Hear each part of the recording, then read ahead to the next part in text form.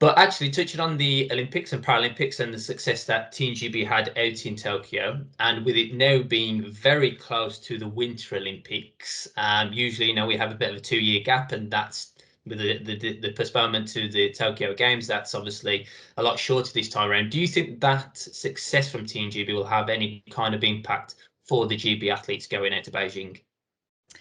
I was thinking this the other day, having watched nearly every single bit of footage of Tokyo Olympics. If I was an athlete now thinking about Beijing 2022, like, I would be absolutely on a high. I think we all know the best thing about Team GB is that we're part of a massive family. Whether you're a summer Olympian or a winter, you feel part of that one umbrella, your Team GB. And I think no matter what sport, when you watch someone win medals, do well, get that success, it filters down.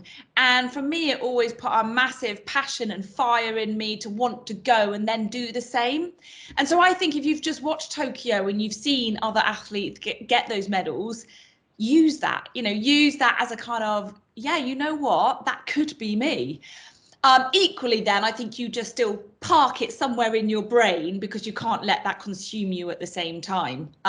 So, yeah, I think it's amazing to watch any athletes, even if they're not even, an Olympic sport, succeed. It really inspires you to do your very best. Yeah, so I think really exciting. And if you listen to a lot of the commentating and interviews, when you actually listen to what some of the athletes said, I think that can be really useful to learn from when you've just had an Olympic Games, to maybe go over all those records, on iPlayer. They were so lucky to be able to look back through, see what athletes said, whether the biggest thing I think this year was the crowds or lack of crowds and how that affected their performance, and think, will it affect me if I had crowds or no crowds? And I think that's a really lovely thing, to listen to what other athletes say that might have distracted them or been positive or negative, that you can learn from.